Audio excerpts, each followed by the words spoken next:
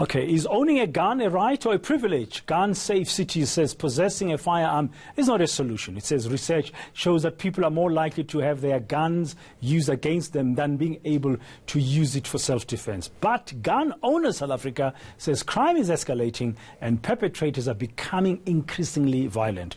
Well, we spoke to Gun Safe Cities on this matter about 2 weeks ago here on Morning News Today. This morning we get the view of Gun Owners South Africa. Paul Oxley is a chairman of the association and is joining us now this morning. Paul, good morning. Thank you very much for your time. Very pleased to meet you. Yeah, okay. Just an overriding question first. Yes. The interview we did with Gun Safe Cities, their view is that it is not a solution to crime to own a gun. What is your view? Right, okay, so let's get a couple of things out the way first. They say that they have research. They don't. They're lying. They're referring to research which was debunked by the author of the research in 2014, Anthony Altbecker. He did a study of police stations, of case dockets in police stations, and then later turned around and said the research that he'd done can't be used to draw the conclusion that more people are injured by their firearms than use them in self-defense. So there is no research. There is no background to it. Gun Safe Cities is a shill for the gun control lobby. They're paid propagandists of foreign interests. We have our own National Commissioner of Police, General Sotoli, in Parliament last year saying that South African Police Service can no longer fulfil their mandate. They have now become an all-service agency. They cannot protect you. There's no requirement on the police to protect the citizens. They're there to protect the state. They're there to protect society. They're not there to protect you or me or anybody else. So the question arises: if not them, then who? If the police aren't going to protect us, and we know there are more firearms, more unregistered and unlawful firearms in South Africa than what there are licensed firearms and licensed firearm owners, who's going to protect us? The question is open. When Gun Free South Africa, for example, championed the firearm amnesties and had thousands of firearms handed into the police went and sold those firearms back to Cape Flats gangsters.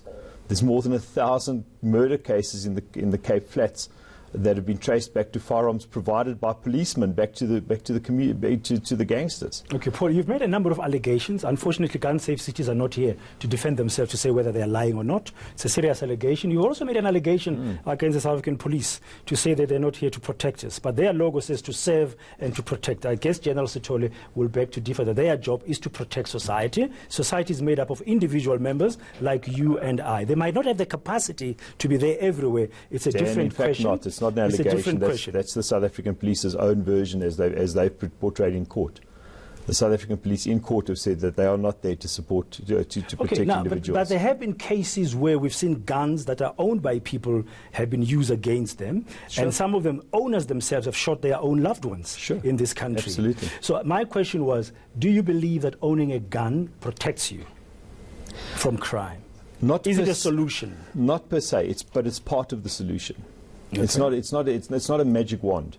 Nothing's a magic wand. Okay. Firearm ownership is part of the solution. Firearm ownership has to go along with training, has to go along with awareness. Probably the biggest proportion of security comes from being aware of your surroundings, knowing what to do, knowing how to recognize a dangerous situation. A lady that works for one of our admin offices at GOSA a couple of weeks ago was driving close to her home in Fairlands in Johannesburg, and she noticed that she was being followed. She immediately saw the people, and she realized that she turned left and she turned right and she turned left, and the guys followed her. And she got on the phone to her husband and said, "Listen, I'm being followed home. Please wait for me at the gate." And she drove over a red traffic light. She waited until the traffic light had changed, and then she drove over it, and she managed to lose the guys. That is, although she was armed and she was capable of defending herself. She was vigilant. But she was aware. She was vigilant. She saw the people before they realized that she saw them. What about people who say you can have a gun, and some people who know they might be targeting you because you have one? That the responsible way is to make sure that you keep it safe all the time. Is that Yes, is that what you tell your members? Absolutely. You have to secure your firearm at all stages.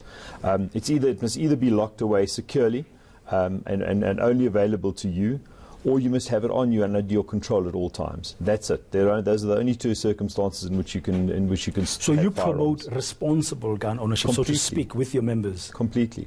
Okay. We're very involved in shooting sports. We're very involved in public outreach. I've just returned from the Eastern Cape, where we had a firearms festival over the weekend in Port Elizabeth, and we fired thousands and thousands of rounds with ordinary members of the public, and everybody had a wonderful time. And it was perfectly safe. Yeah, I think this debate goes on all the time. I would like us to have a debate with the Gun-Free South Africa people together, so we're able to really get into grips with. Because, as you said, we've got like so many millions of guns that are illegally owned, and you've got members who've got. The estimates are from the University of South Australia that there's more than 10 million firearms in circulation in South Africa, which are not registered. More than 10 million. Only about possibly 5 million are actually licensed firearms. The rest are unlicensed. Yeah. Thank you very much, Paul. Thank you very much for your time there. And that's Paul Oxley, Chairman of Gun Owners Association. But now